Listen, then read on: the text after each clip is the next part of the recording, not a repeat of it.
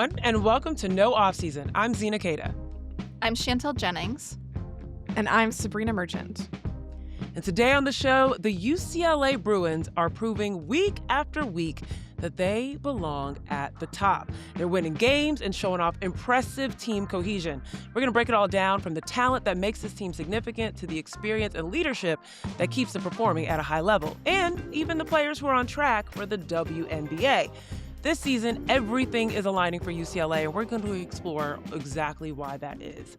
But first, Unrivaled has been continuing on in the backgrounds of our college space, and already a team has clinched the playoffs. Laces, I don't know if you guys were watching over the course of the weekend, got their 8th win of the season, so they're the first team to go off to the playoffs. But as Sabreena was telling me before we started recording, top 6 team go to the playoffs, so pretty much, if you're a fan of a team, like, they're probably going to end up in that situation.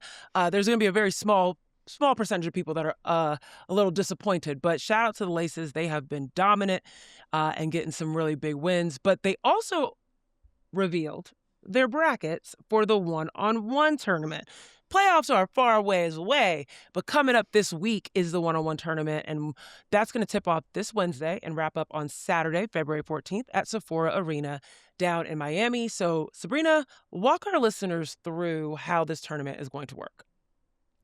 Yeah, so it is a 32-player tournament for, I want to say regions, because that's how we talk about tournaments generally, but like 4 sections of 8 players. You've got the bigs, you've got the wings, and you've got 2 groups of guards that are, as far as I can tell, basically loosely organized by height. So like tall guards versus shorter guards.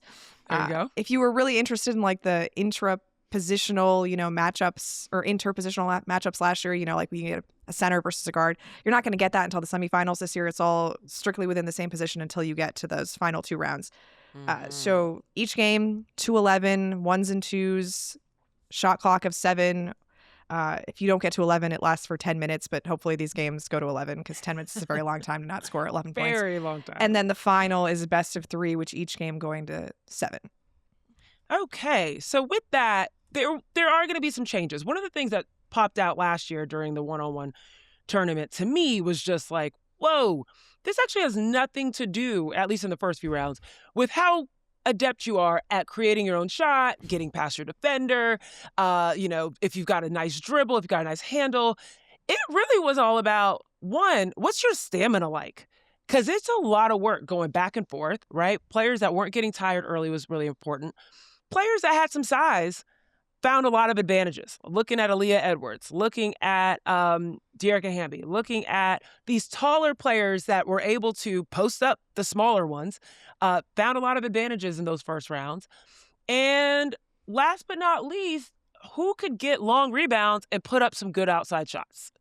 This season is going to be a little bit different with the change of having the guards line up and the bigs line up first and all that. The interpositional is not going to happen until later, as Sabreena just laid out. So, guys, I got to ask you, with this new changeup, there's a possibility that some of the faves get knocked out early by people within their own category, but who are we thinking might win it all? I personally, I'm really excited to see Marina Mabrey play. She was not a part of the one-on-one tournament last season, but obviously we saw her break the Unrivaled scoring record in Philly a week ago, 2 weeks ago. I think that sort of speaks to her competitive nature, showing up in the biggest moment in front of 17,000 people, scoring 47 points. I sort of feel like that momentum maybe plays through into this one-on-one tournament. Obviously, there's money on the line, bright lights, bragging rights, all of that I feel like Marina can just sort of lean into and let her competitive nature take over. I'm sure we'll have some crash out updates and throughout. But yeah, I think I'm going with Marina on this one. I like that. And I was going to go with Marina, and I'm only going to choose my second option because I don't want to just choose another Marina. But I like Marina as a choice mainly because of what I said last time we talked about her 47-point performance. She big mama's people. Like, her size in itself, she has a capability, of course, of creating her own shot and getting to the basket and being able to pull up. But because she is a bigger guard, she can go up against the bigs just as well as she can go and body up on the guards, the small guards. So that's why I feel like she has a little bit of an advantage. But I'm going to go a different route. I'm actually going to go with someone that I also think bullies folks, has the ability to battle with the bigs, doesn't quite have the outside shot, but I think will find a way to the basket a lot easier. And that's going to be, for me, Alyssa Thomas. And I just feel like she's just going to roll through folks. And I know that this is not who people are looking at. I know some folks have looked at some guards with the handle, et cetera, but I just think, Alyssa's going to bully her way to the basket and find a way to get some rebounds and go back up. What about you, Sabreena? Close us out. Yeah, I think the positional thing is really interesting because the Final Four last year were Azurá Stevens, Aaliyah Edwards, Nafisa Collier, and Arike. So 3 bigs, which is impossible this year, right? You can have at most one. And I actually think that big bracket is the toughest one. Like all of those matchups, I'm like, damn, like that's going to be hard. That's going to be hard. Right. I actually went with a different Notre Dame player. I went with Jackie Young, not Marina Mabrey. Ooh, I'm a little confused why she's in the big guard and not the wing one, but that's semantics. I think pod B is actually like secretly the hardest pod here with Paige and Arike and Chelsea Gray and Tip Hayes and Sykes, who has just been tremendous this Unrivaled season. But like you were saying, I kind of like the idea of a bigger guard who can, mash on the smaller guards, but also has a shot, can like do good things against bigger players, isn't going to get, she's strong enough to go up against bigs. Like when Jackie Young like puts her arm into you, like you feel it, So yeah, I think I'm gonna go Jackie Young this time. Okay, I like it. I'll tell you, when they announced it on the screen, Pod A, I was like, oh, that's tough. Pod B came up, I was like, damn, who is coming out? Like, that is hard. But I don't know, like, Pod C is pretty hard too. So I don't know. Either way, it's going to be fun. I like the one-on-one tournament. You do get to see the individual competitiveness of all these players.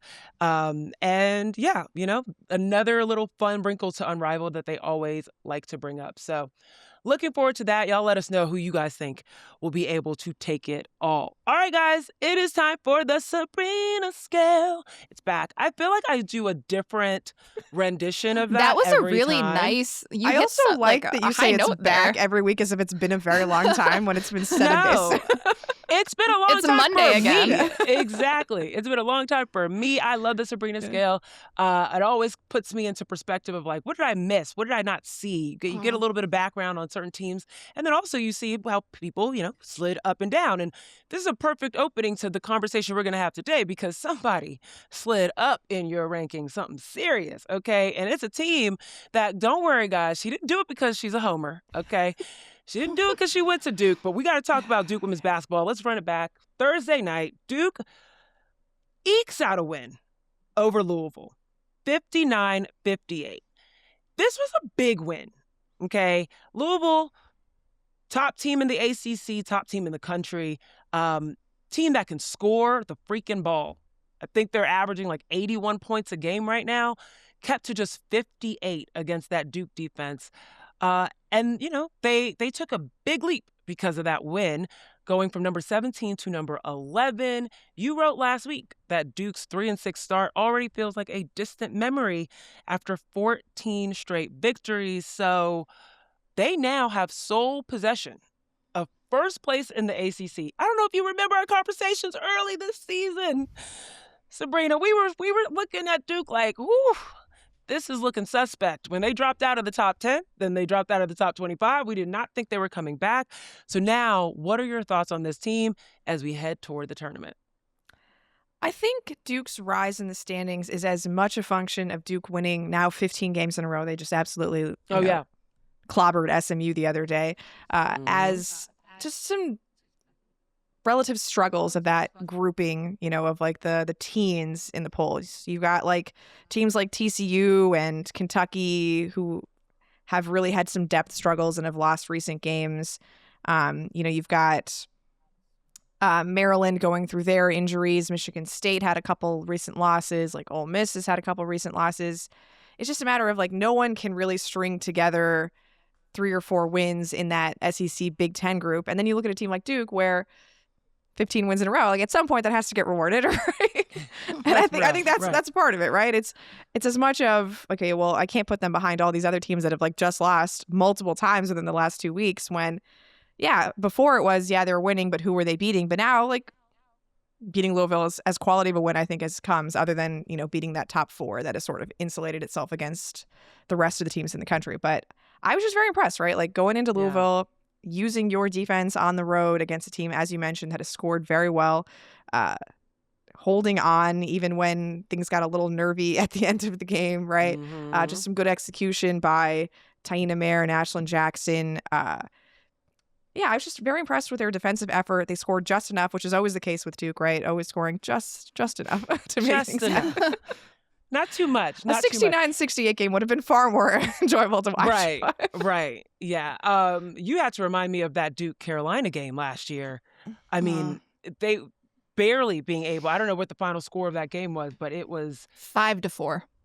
It was 5-4. You know what makes me They think played about four where- corners, I think is what happened. Yeah, right. This actually makes me think of every time we talk about, teams moving up and down the rankings. I love this concept of like, well, it wasn't so much as they were phenomenal as like other people around them weren't so great. It makes me think of like being at the grocery store and you're in line and the people around you like forgot something. And so you're just like in this really long line and you're like, oh, this sucks. You got your stuff. You did what you were supposed to do. You got your bag full of groceries, et cetera. Then the person in front of you forgot diapers. So they have to, oh, sorry, you can go ahead in front of me. And you're like, oh, okay. And then you just move on. And then someone's like, oh, I forgot olive oil. Oh, you could just skip ahead of me. It's cool. I'm like, oh, all right. And then all of a sudden the long line is not that long and you're in front of the line. And you're like, wow, if I just did what I needed to do, everyone else forgot to do what they were supposed to do. And I got to skip ahead. And there you go, Duke. You got your groceries. You got them in line, 15 straight wins, and they've gotten to the top of the line. But the question is, do you trust them when they start ringing stuff up and it's time to check out, Sabreena? Do you trust them in a late game situation after they close that game out the way they did against Louisville? I mean, I trust them against like the teams ranked 7 and below in the country. Do I trust them to make this happen against the teams that just absolutely kick their butts to start the year? No, I don't think they've closed the gap with the likes of South Carolina, Texas, UCLA. I'm sorry, South Carolina, LSU, and UCLA are the teams they lost to start the season. No, I don't believe that has meaningfully changed. Still don't think they can quite score with those. But the thing with a team like Duke is they will make the game slower. They will make the game ugly. They will make it so the margins are lower than you would like. So there's just always a chance that Riley Nelson hits a couple threes, Ashlyn Jackson hits a couple threes. They make you more uncomfortable than you were hoping for going into the game. Like we saw this against South Carolina in the Elite Eight last year, right? I think the margin between South Carolina and Duke was not that of one possession. I think it was much more than that. But the way Duke plays, they were able to get the game that close. And so they're gonna be in games. I think their defense has really taken a step forward from where it was at the start of the season. That to me was the most shocking thing at the start of the year was they couldn't defend worth a lick, right? And like that's the surprising thing about the Blue Devils. You trust a Carol Lawson team to be able to defend. Offense be damned, seriously damned. But now they've sort of figured out the balance again, and it's just it's more within their wheelhouse. And I think they're more comfortable with this identity, and they can keep themselves in games, even if I still don't think they're like a Final Four threat. I love it. I'll just be honest because it's like I read your rankings every Monday morning and again, we've talked about I actually think that analogy of the grocery shopping was perfect. I was like, where are we going with this? I'm so interested. Then you realize I spent too much time at self-checkout. True. It was a long walk, but it was worth it. But I just like, again, Kara Lawson's defense always going to be stout except at the beginning of this season. But by the time we get to February, March, it's going to be really, really good. And I agree what they did against Louisville, very impressive. I mean, Louisville put up 66 on UConn earlier this season. Like this is a really impressive defensive performance. I just look at these wins that they've had and yes, you can only play who's on your schedule, who's in front of you, 15 straight wins, very impressive. But outside of Louisville, like, ooh, you're going back kind of far and you're like, I mean, way to beat Pitt. I just, I think it's no shade to our Pitt listeners. All the shade, okay? All the shade. They lost to a D3 team. It happened this year, okay? Yeah, that's real. This is real. I just don't, I agree with you, Sabreena, that it's sort of like outside of the top 7, and I think you had said this before we started recording, that it's like, how many top 10 teams are there in the country? The AP poll says there are 10, but maybe this is a debate for another day. There have to be 10. Mathematically, there have to be 10, but I think philosophically, there's like 7. Yeah. And I think that's kind of the struggle this year is that you have sort of UConn at the top, you have that next tier, and then there's a pretty big drop off. So I think, what that means exactly is that we'll probably have some Sweet 16 games this year that are still really ugly, and everyone's going to talk about parity and, oh, it doesn't exist anymore, whatever. But I think, that top 7, top 8 grouping is something special. And then there's a lot of question marks. Well, I'm very happy that you brought up a few things. One, Sabreena, that you brought up, Duke is good for clogging stuff up. Like, I know when I think about their game and watch their games, they are the definition of what coaches say of like muck up the game, right? You're not going to quite just, blow past teams, but you're going to muck it up so they have to play to your level. That is what Duke is really good for. And Chantel, I'm really happy that you brought up who are they really playing? Who are they really winning against? Because it immediately makes me think of the LSU streak early this year, right? They had beaten all these teams and they had won and like gone off. And then they had 2 straight losses versus Texas, versus Vanderbilt. And you're like, excuse me. They had 2 straight losses against Kentucky and then Vanderbilt, and then went on to beat Texas. And you're like, hold on now. Maybe there's something to getting these wins and stacking these wins and building the confidence of this team. And I think after that start, Kara Lawson is happy to see this for her team, to be able to build that confidence and get those reps of you guys can win against a solid team. And to me, it's not quite the same level as that LSU win to Texas, but I would see it as an equivalent of It's the ACC version of what LSU It's the ACC version of that win. Thank you, Sabreena. That's how I look at it. Is like, yes, you got these wins and you're beating these teams that aren't necessarily very competitive, but Louisville was a great test to if you can actually pull it out. So I got to give them that credit. On the topic of LSU, let's keep it moving. You have Texas, Sabreena. They went up against LSU and they got the win, 77-64 at home. They extended their win streak to 39 at home. Woof, that's a big number. Now, Texas didn't move in your rankings, but they remained at number 4. So with Texas being able to get this win, get their lick back against LSU, what does this mean for Texas and their outlook on the future? I mean, I think no surprise here. I'm going to start with a Minnesota connection for a game between Texas and LSU. Why not? Any chance I can bring Minnesota into this conversation, I will. This one is Aaliyah Crump, Minnetonka, yes. Minnesota native. There you go. I think this, for me, was a really big game for her. She missed a lot of the season with a foot injury. She's now been back 4 games, but to sort of have this performance, 16 points, 5 rebounds, 1 steal against LSU, she hit the most field goals of any player in a Texas uniform. Like, this is adds to their depth. It adds to what they're doing. I think it adds to their rotation, having her come off the bench. Like, what that does for Texas, sort of having another weapon in the arsenal, someone who can hit threes, which, obviously not exactly the floor for them. Yes. Right. It's not what Vic Schaefer's like trying to do necessarily. But opponents need to respect that part of her game. And so I think it opens up the floor a bit for the bigs, for Madison Booker if she's driving, for Rory if she's getting inside, Kyla Oldacre. Like, it just opens things up for them in a way that I think is really important. And at this point in the season, she theoretically could have redshirted this year, but she came back for a reason. And I think games like this prove both why she came back, because she can play at this level. She can step in and be an instant impact player, but also coming back to be a part of this team and having the opportunity to do something special this postseason.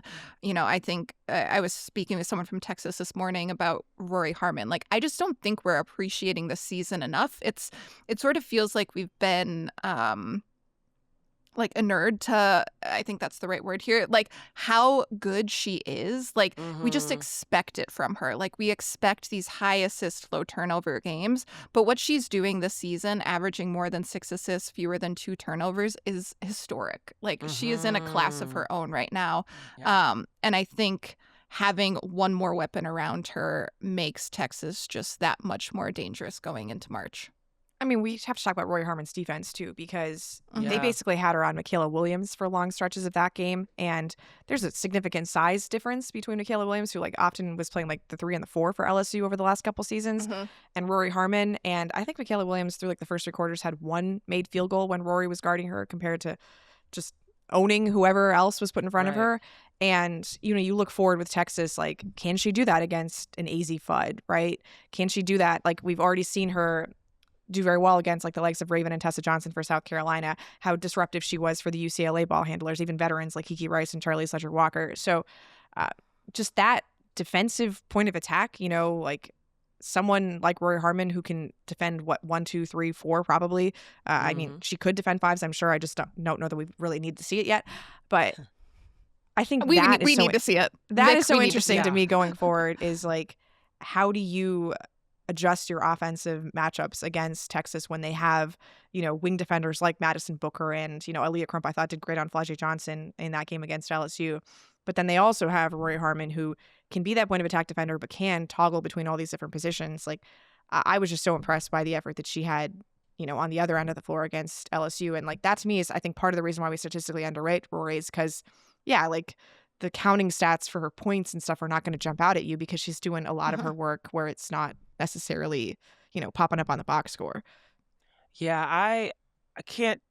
The amount of games that you'll see Rory Harmon go into the press box afterwards and immediately look at her assist to turnover ratio, and like get excited when she has 9 assists, 0 turnovers, right? Like she relishes that opportunity, and I think that that's the case for her as well, on defense, and just being able to have those challenges. And also, you called this out as well, Sabreena, but Aaliyah Crump is a bigger size as well, like in terms of guard, and her being able to be on Flau'jae Johnson is a massive boost for them, to have a freshman being able to take on that sort of an assignment defensively, which is cool. All right, well, up next we're going to break down what's driving the UCLA Bruins' success and why this season might be pivotal for them.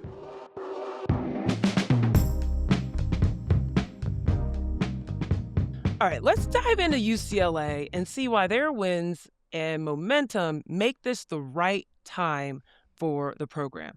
And in order to do that, we have to start with how this team built momentum to where they are now sitting at the top of the Big Ten. Remember, this is the Big Ten that they just joined last year, okay? This is only their second year. They won the Big Ten tournament championship. They beat their crosstown rival USC in the final, and it felt like, Sabreena, they had kind of created this super team. But how did this team actually come together? I like to call UCLA sort of like the Captain Planet of the Pac-12 All-Stars. They've got like Lauren Betts from Stanford and Gianna Neepkins from Utah and Charlie Sledger-Walker from Washington State. And even Angela Duglich from Oregon, if you want to go that far back. But UCLA, they're at the end of this senior class run where they had the #1 recruiting class in the country coming into 2022. That was Kiki Rice, Gabriela Jaquez, London Jones, Christina Walla, and Lena Sontag, who's no longer in college basketball. And like most, big classes in college basketball these days, a lot of people went their separate ways, right? You've got London at USC, Walla's at Ole Miss. And it's just, Rice and Jaquez, but they've brought in all of these other players who started their careers elsewhere. And, I used some colorful language when we described UCLA at the beginning of the season about how important I thought this particular year was for them. And that's because, again, their entire rotation is people who will not be on the team next year. Like, we talked about how fickle everything is in the sport these days because you can transfer, because of all of these opportunities that exist. With UCLA, it's literally just because they don't have any more eligibility, right? Like, they've weirdly timed this roster so that everybody has to go at the end of this year. And it's created this really, I don't want to say pressure-packed situation because on the one hand, like, they all know that like, hey, we're done here. We're going to be graduating. We're going to be finishing our 7th master's degrees or whatever if you're the likes of Ledger Walker and Gianna Neepkins. And like, you can't exactly look ahead to the point of like, oh, well, if we don't win a national title, like this season is a failure because we won a Final Four last year and we have to do better. But also, like, when are you ever going to get this opportunity again to have so much talent on one individual roster? And, to not come through, I think would just be a massive letdown, for all of the growth that this program has experienced over the last 3 years. Like, that freshman year with Kiki Rice and Gabriela Jaquez, they, make it to the Pac-12 tournament final. They're a Sweet 16 team. Then a Sweet 16 team the next year when they lose to LSU in the memorable like throw the ball to Lauren game that we've talked about at nauseam on this podcast. Yeah. Then they, win the Big Ten tournament and make it to the Final Four. And this year, I think they're probably going to win the Big Ten regular season, which I know was a goal of theirs last year, and they just kept losing to USC. So like they're taking all these incremental steps forward, and you think the next one would be win a national title, and yet, like, the reason we're talking about UCLA in this space is because I don't think any of us consider them a favorite to win the national title. And that's what's so interesting about this team is that they have this immense amount of pressure on this particular year, and they're going to have so many players go on to the WNBA and probably be successful at that level. But what can they actually show for it in this final year in college? It's so true that there seems to be this like target on their back that no one's really looking at. It's like every team well, they knows look at it in when the Big Ten, I'll tell you that. Right, in the Big Yeah. Ten for sure. Like everyone's knowing that this is a team to take down, but not in the same way that they look at UConn in as this like undeniable powerhouse that could win it all. It's just that they're an undeniable powerhouse that you're going to play throughout the season at one point if you have them on the schedule. And that is a very interesting distinction thinking about UCLA. So it does seem like after we saw last year, UCLA winning their games by crazy margins, like 20, 30 points on average. It was crazy. Similar stuff is happening. Not this most recent Michigan game. That was a lot of fun, but we'll get into that. But they've been beating teams again this year. They've been doing a really great job of showing that cohesion out on the floor. So, Chantel, why do we think that this year might be the year that things change for UCLA in terms of making a big push? I mean, it's like the urgency of it. Like, this is the last chance for them. This is the last dance for them. This is it. I think back to Gabriela Jaquez and Kiki Rice's freshman year when they played South Carolina twice, once in the NCAA tournament, but once during the regular season. Corey Close understood what she was doing with sort of that class. And obviously some of those players left and they absorbed players from other Pac-12 teams.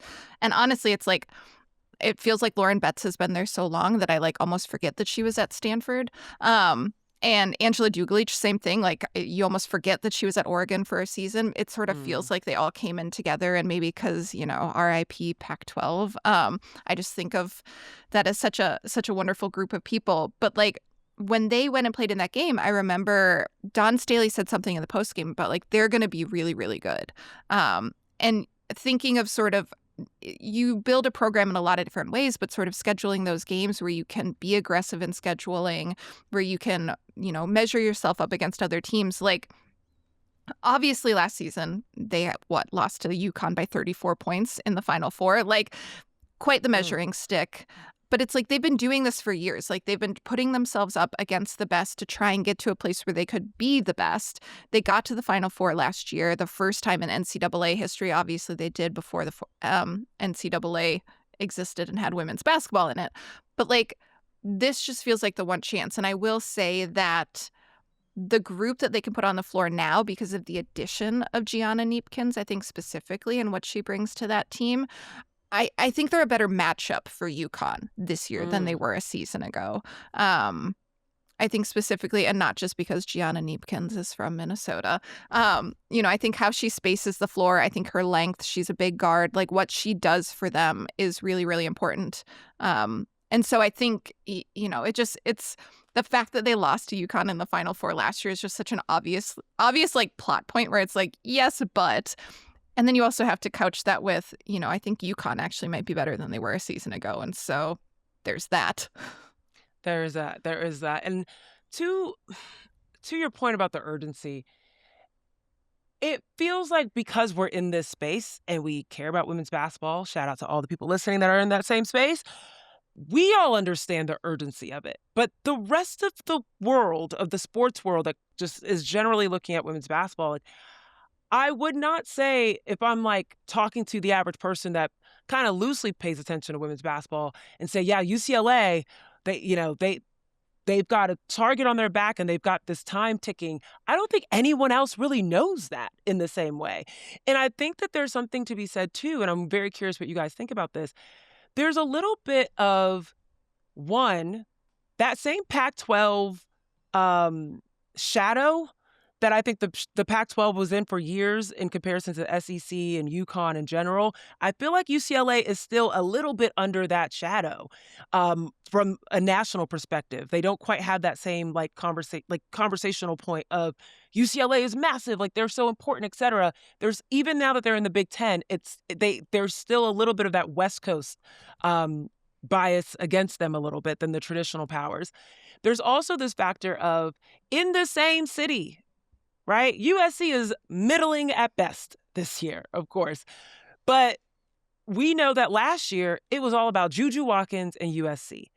And there was a little bit of a shadow created, even with UCLA being the powerhouse they were, there was a little bit of a shadow underneath USC. And then, Sabreena, thank you for calling out the throw Lauren Betts, the ball game.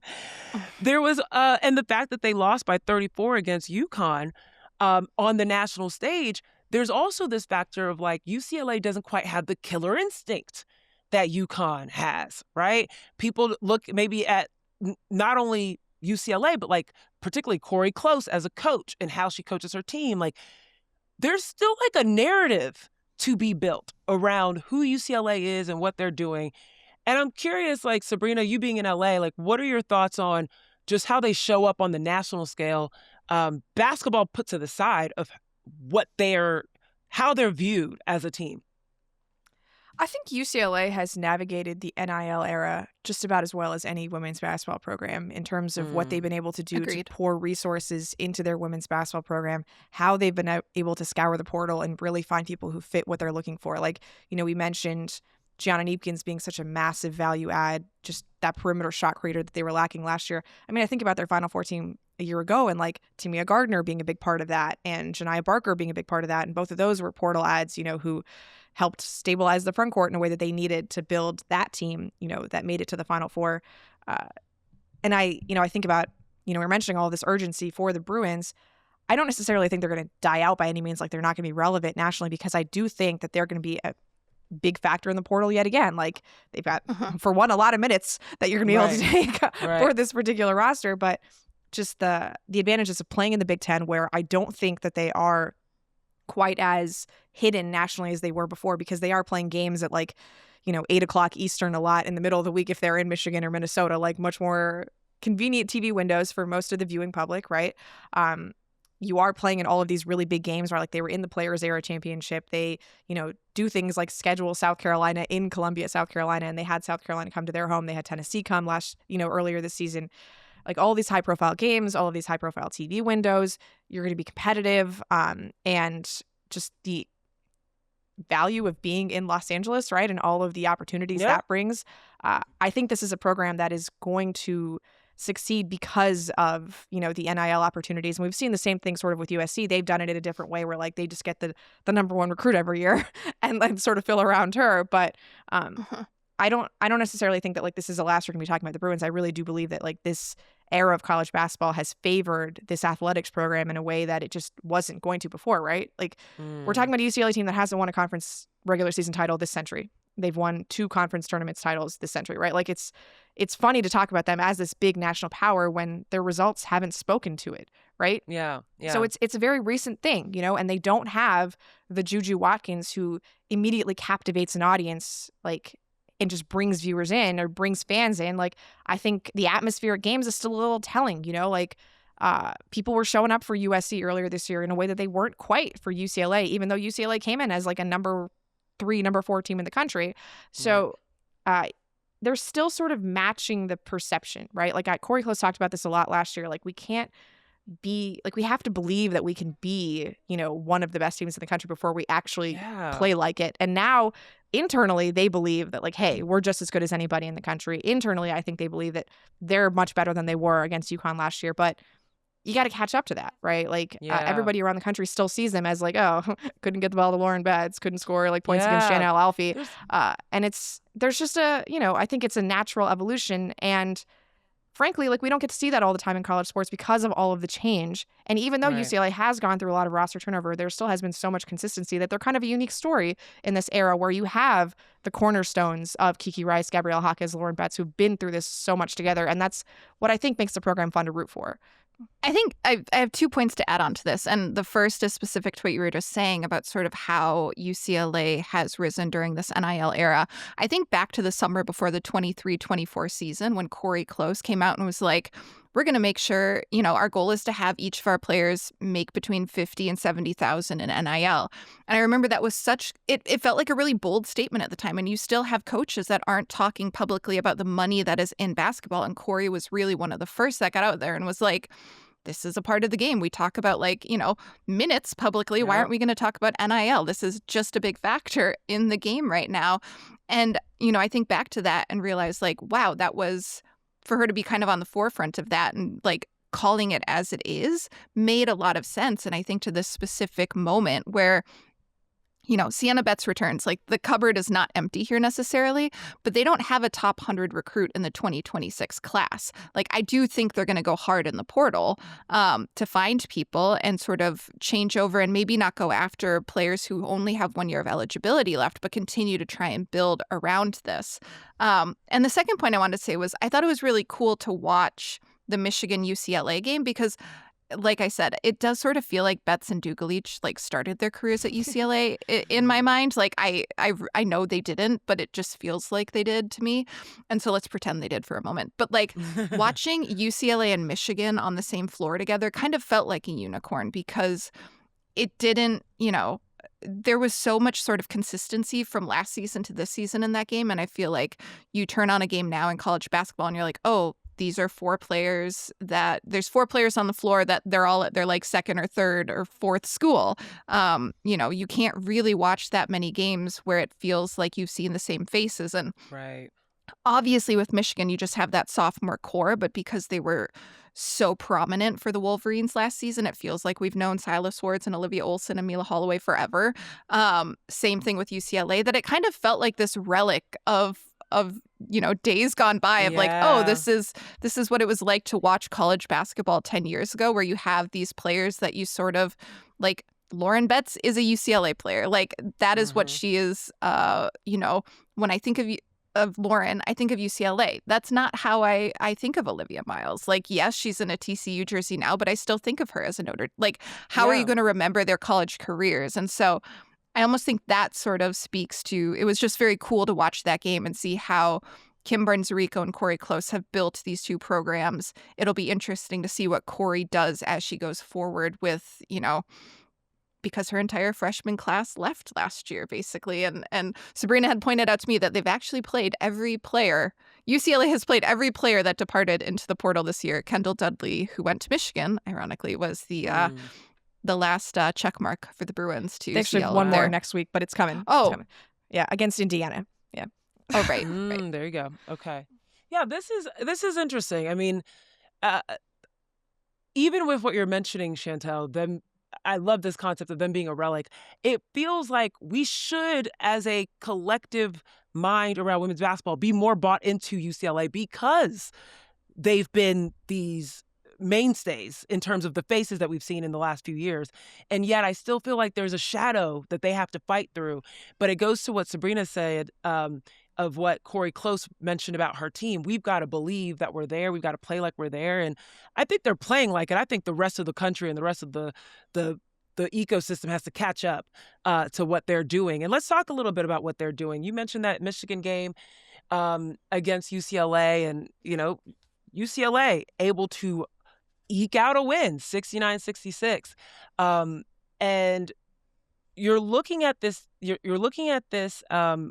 This win. They're retaining the top position in the Big Ten. So you look at this game, and you look at it as I looked at it as at least as a marker in their season.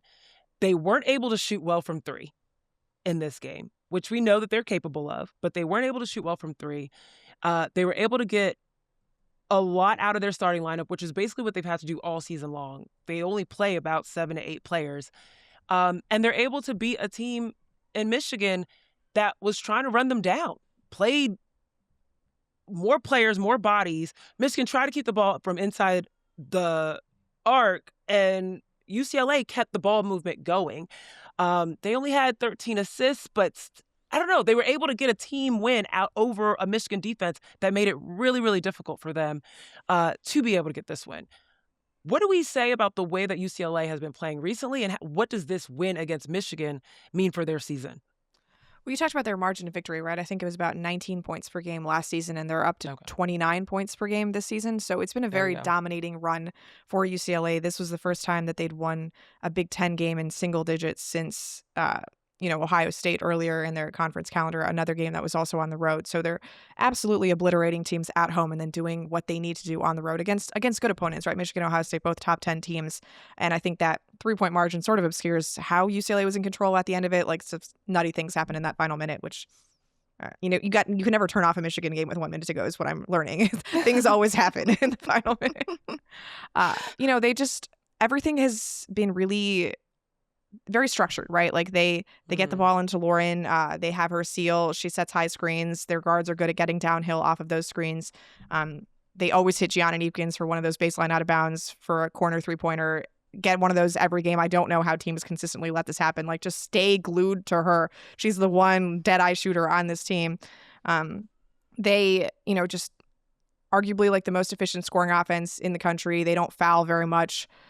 Maybe you'd want them to get up like a few more threes, especially because I think like Hawkes, Rice, Ledger Walker are good enough shooters to where you could, sustain more of a volume, but that's just not super important to them. They rebound the ball very well. I mean, everything that you would want out of a team. And then they obviously have this like 6'7" rim protector who just makes things very difficult for teams who are trying to get in the lane. Like, Michigan was taking a lot of floaters because they couldn't really just get all the way to the basket, right? And every shot that they took pretty much at the rim, it was a little off balance, a little like, Silo, what are we doing here? So I think they just have all the pieces you'd want, even if it is just 7 of them, where even if one person has an off night, like, you can handle Gianna Neepkins being off because that just means Kiki Rice scores more. And you can handle, Lauren not having a high scoring night because Angela Dugalich can do more of that. And you can even bring Sienna Betts in. So like, they just have all of these options everywhere. Like, even 2 point guards. Like, how many teams have 2 senior point guards who can just run the offense when you need to? So I think they're just very smartly constructed. And like, obviously they were hoping to have Tamia Gardner this year. She's out with a red shirt, but they have like just duplication at every significant role. And that makes them very difficult to contend with because you can't hope that like 7 of their people are going to have an off night when you play them.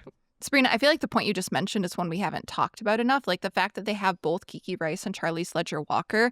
Charlize Ledger-Walker was a starting point guard at Washington State, like starting her freshman year, 3 games into the season. I was talking to Pac-12 coaches and they're like, oh my gosh, you have to see this point guard from New Zealand. She's crazy good. She's played pro basketball since she was like 8. Yeah. Which that might be a little bit of an exaggeration, not but I do that believe. Much, though. Not that much. Yeah, it's not that much. She snuck into a game at some point with her mom, who also played professionally after having multiple kids. However, I digress. Just the fact that you have those, we talk so much on this podcast about like, what do you want in March? You want experienced veteran calm guard play, and that is like, to a T, Kiki Rice and Charlize Ledger-Walker, and you have 2 of those. Like, what a wonderful thing for Corey Close to have as she looks at her bench, where it's like, if to be able to move either of them off ball, to have either of them, at the point of attack, like, it just really makes, earlier in the podcast, I said that Neepkins really feels like she elevates this team and they're so different from last season. I feel the exact same way about Charlize Ledger-Walker. Like, to have a second point guard who is not a backup, like, and it's like not even 1A, 1B. It's like 1A, 1A. Like, they truly do have just such a bevy of talent at that position that it's like, how do you contend with that? And I think you're right in terms of the balance, but we shouldn't overlook having 2 starting point guards on the same roster. That it's just, that is such an advantage for the Bruins. And the fact that you also have a playmaking big in Lauren Betts. I mean, 5 They have everything, right? Like, they truly have everything. Yeah. It's just that, they would have to go through UConn to get through to the title. Well, do they have depth, though? I think enough, 7 rotation players is enough. Yeah. Okay. Yeah. And I think with them, their depth is different, though, because it's like Sabreena said multiple times, like, there's so many players that can go off for 25 points. Like, you look through their schedule and it's like the leading scorer sort of changes hands every night. And it's like, you're not ever surprised to see a different name there, whether it's Betts, whether it's Dugalich, whether it's, like Ledger Walker could go off. Like, any of them can go off. I love Gabriella Hawkes' game. Like, all of these players can just have a huge night. And that's where I think their depth is different than other teams. It's not like they're bringing players off the bench to give other people a blow. And like, I'm going to get 1 point or 2 points while you're on the bench, and then you can come back in for me. It truly is like a rotational thing where it's like everyone just gets theirs. Okay, I'm with it. I'm looking at or thinking about some of the teams that they're competing with in terms of that national spotlight, and we've seen what Texas has dealt with injuries, and South Carolina has dealt with injuries. UConn not as much this season, but we know that historically, even the group that's right now at UConn has dealt with injuries in the past, and how much that can impact one, where you're seated going into the tournament, because it impacts the games that you win and throughout the regular season, but then of course, what do you have available to you when the tournament time comes? And so it is really nice when a coach can lock in on 7 players at any level and know that you're going to have a bevy of talent, a bevy of skills, a bevy of scoring and defense and all the things above, all the above to put out on the floor. But I'm very curious as to what all of this is going to turn out like, because that game last year was shocking. I mean, that loss against UConn had us all like, wait, what happened? What's going on? This is not the team we expect. When you think about the players that they've added this season, and I almost look at Charlize Ledger-Walker as an addition just because she was injured previously, but also, John and Neepkins as well.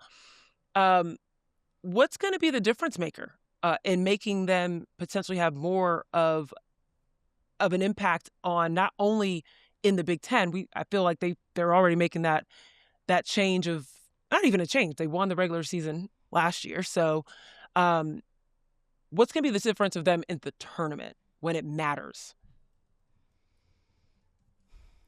Again, I think what Neepkins does for them on the floor, just spacing, and to have, she's having the best shooting season of her career. Like, that, just her length, sort of. London Jones was one of their 3-point specialists last year. She's gone now, and they've upgraded to Neepkins. Like, she's just such a fantastic 3-point shooter. She also has the length and the size and the height and the physicality that Jones did not. And it wasn't a 1-for-1 by any means. But I think what she does on the floor, how she creates space for them, having the 2-point guards. And again, I think it's like, let's never discount the advantage that is a sense of urgency.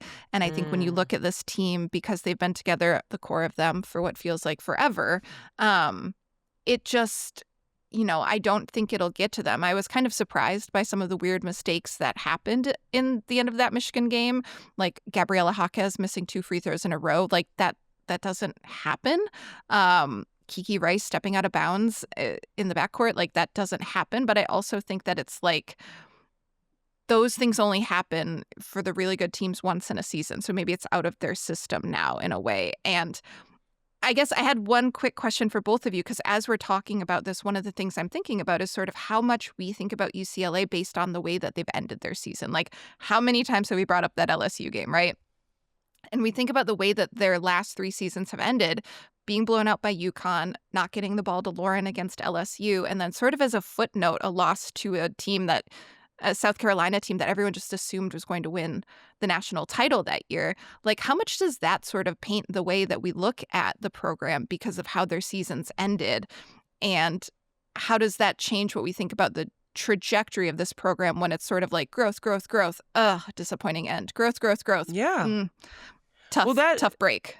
No, it's a great question, and it leans into what I was, asking both you and Sabreena earlier about. Why do they feel like they're still under some sort of a shadow? And I think it's because throughout the regular season, they dominate. They decimate teams. But when you get to the national scale and you get to that national stage where everyone is looking and all the lights are on you and it matters, UCLA has not had the quote-unquote killer instinct. They have not had that same level of decimation that they have during the regular season against opponents during the tournament. And so I think this is the year for them to not only the urgency of this team, and particularly because these players, the core of them, are going to go to the league hopefully very soon. it's because they have one last chance to prove, no, we were good this whole time. We were actually really, really competitive, and we were capable of beating the big-time teams when it mattered, not just during the regular season. So I think there's a little bit of that for sure. I mean, just to add on to that, like you mentioned, the first season of this Kiki Rice Hawkeyes run, they lose in the Pac-12 championship that year to a lower-seeded Washington State team, like another not showing up for the big Charlie game type of Sledger thing. Walker. Mm. The Charlie Sledger Shania Walker, Twain exactly. season. And like last season, Oh my gosh, yes. they lose to USC twice during the regular season, including once on their home court when it was, deciding the Big Ten title. So you mentioned the Big Ten tournament and them beating USC and winning the Big Ten tournament. That was like the only example over the last 3 years of them coming into a big game, all eyes on them, like this is our chance to prove, and they won a championship. And you wonder if is that something that they can lean on and like continue to build off of, or was that a one-off and not exact, and like they're more like the team that lost to Washington State, lost to LSU, lost to UConn in that dramatic fashion. 1,000%. 1,000%. Okay, before we go and close this conversation out, there's one more thing I want to just notice. There is there's something interesting about this class, and particularly UCLA, when it comes to their next step, and that is hopefully for a lot of these players, the WNBA. And the funny thing is I cannot think of an example on the women's side, but I can absolutely think of an example on the men's side. 2009. Kentucky men's basketball recruiting class. John Wall, DeMarcus Cousins, Eric Bledsoe. This was a massive NBA class, but they weren't necessarily the best college team. They didn't go and win the tournament that year, but they were competitive throughout the season. And I feel like the same way that everyone knew that class was going to be phenomenal in the NBA. Why do I keep saying WNBA? That they were going to be phenomenal in the NBA. This is how I feel like we're kind of talking about UCLA. Like, they're better than that Kentucky team was, don't get me wrong. But it's kind of weird. Like, they're not UConn, but we're talking about their players coming out of college, going into the WNBA, as potentially being that level of a class. Like, they're going to be stars in the W. Why is that? They kind of remind me of a different Kentucky team, actually, the 2015 Kentucky draft class, like Kat, with Devin Booker. Anthony Davis? No, that was 2012. Okay. Yeah. A lot of Kentucky draft prospects here. I feel like this is the point. This is the point, right? There's a lot of men's college teams that can be okay. They don't go win the national championship. They're good in their respective conferences, but it's more likely that you saw a super PAC go to a school, say they're going to get their one and done year, finished, and then they go and they kill it in the pros. This isn't what happened with UCLA. They haven't won something of significance just yet. Yet we are talking about this class like they're going to be wonderful WNBA prospects. Yeah, I think the interesting comparison would be like to the 2019 draft with Notre Dame when they had 5 players from that team make it to the WNBA, and that was 7 years ago, and they are all still in the WNBA and productive players. Talking Marina Mabrey, Arike Agumbawale, Jackie Young, Brianna Turner, and Jess Shepard. And you talk about a group like that out of Notre Dame, they were like one free throw away from being back-to-back national champions. And they won one, and then they were in the final the next year. Like, that's usually the type of team that results in this kind of WNBA output. And yes, we're a little early to be talking about the WNBA output of Betts, Rice, Neepkins, Ledger Walker, Hawkeyes, but I wouldn't be surprised if all 5 of these players are first rounders, and that would be a first in WNBA history. And yeah, the draft is longer. There's more teams in the first round, but like, I think even Angela Duglitch is going to be a top 20 draft pick. And that means you've got 6 players who are all probably going to be on a WNBA roster next year. And that usually means that you come from a ridiculous college team, like in 2016 when UConn had the top 3 players in their draft, because that UConn team won 4 national championships in a row. And that's not how we're talking about UCLA. So it almost like begs the question of like, is this UCLA team more talented than they've actually put out on the floor? Is it just because, a few of them came in this year and like they only have one chance to get it through? Is it maybe we're overrating their actual WNBA stock? Or like, I mean, we talk about them as good players. I don't think any of them is going to be like an MVP in the WNBA, whereas like Sarah Strong probably going to be an MVP in the WNBA.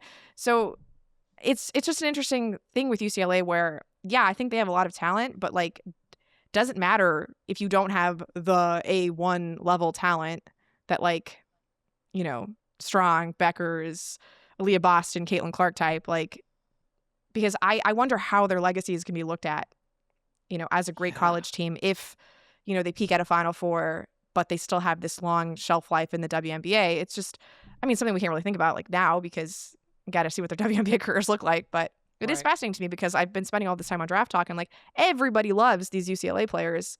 So like, shouldn't they be bigger, the no-brainer better national title favorite with all of this talent?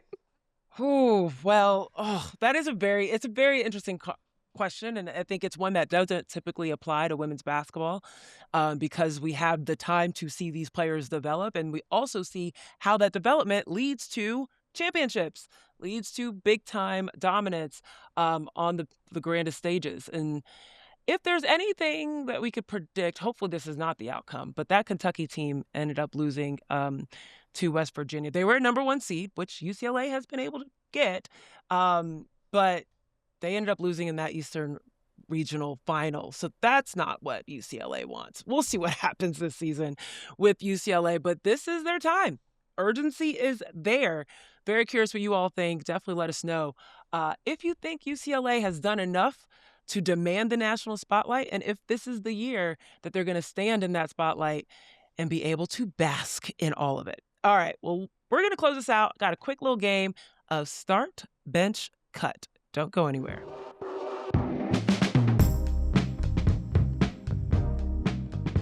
All righty, Sabreena, Chantel, we're going to do a nice, fun little game of start, bench, cut. I feel like we're stepping on the toes of the A Touch More podcast, but I'm here for it.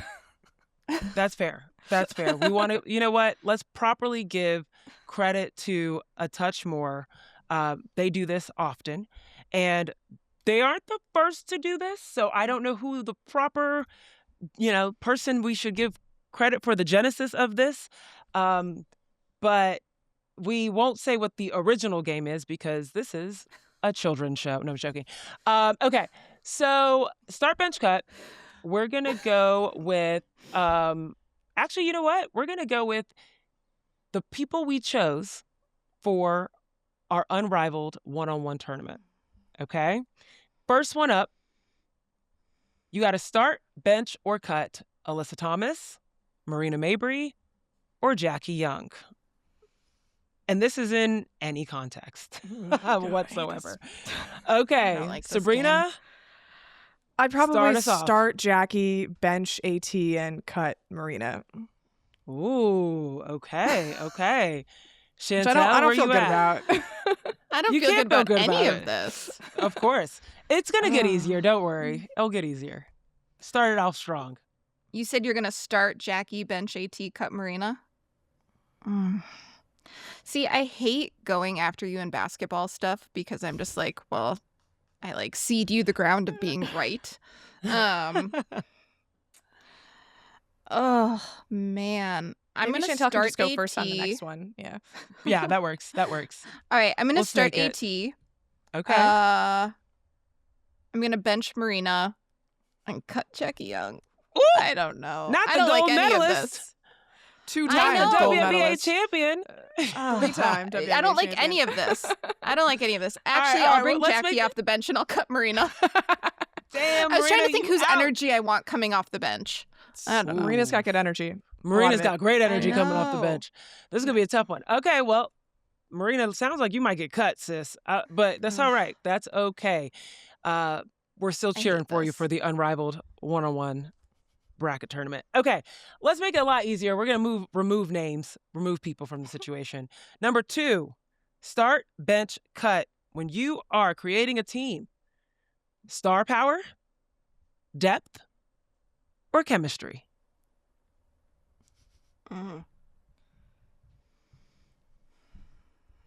Chantel, you're going first.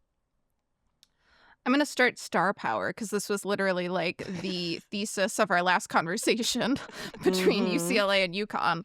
So I'm going to start star power, bench depth, because I think it's really hard to go through a season without injuries. So it's very funny to and- say bench depth. Yeah, I'm gonna right, bench right. depth. And chemistry, just fake it. Fake it till you make it. I love that. I'm Sabreena, where also you going to at? start star power, but I'm going to bench chemistry and then cut depth. Okay. I think you got to get along. I really do. I do too. I do feel like chemistry is important. Chantel's gonna have people throwing balls at each other. Well, But there's going to be a lot of them. There's gonna be a lot of them. so it'll be fine. If any of them get hurt, you can still play. It's fine. Okay, start benching cutting. Big plays, long drives, or clutch moments. So long drives is just football, right? Mm-hmm. So thinking about the Super Bowl that just finished up. Big plays, long drives, or clutch moments. What do you This care one's the easiest more? one for me so far. Okay, Chantel. Chantel, you start off. I'm starting clutch moments, Mm-hmm. benching big plays and cutting long drives. I covered college football for almost a decade. I get why those are impressive, but they can be so boring and you have so many reviews and it's get just that. like flags everywhere on the field. I don't need any long drives. Just like I'm with one that. 60-yard bomb, get past the cornerback and get to the end zone. That's There your you big go. play and your clutch moment. I love it. Okay, Sabreena. I'd probably start big play, bench, clutch moment, and then cut long drives. Just because big play's a little bit more versatile. Applies to the whole game, you know? Yeah. Things that change the trajectory of the outcome. I like it. I'm with that. All right. Start, bench, cut. Wings, pizza, nachos. Oh, God. Chantel. I'm writing all of these down because my memory is so Wings, bad pizza, these nachos. days. I'm going to start pizza, bench nachos, and cut wings. I'm Ooh. actually going to do the same, except Sabreena and I What? had pizza during, what was that, the regionals last year?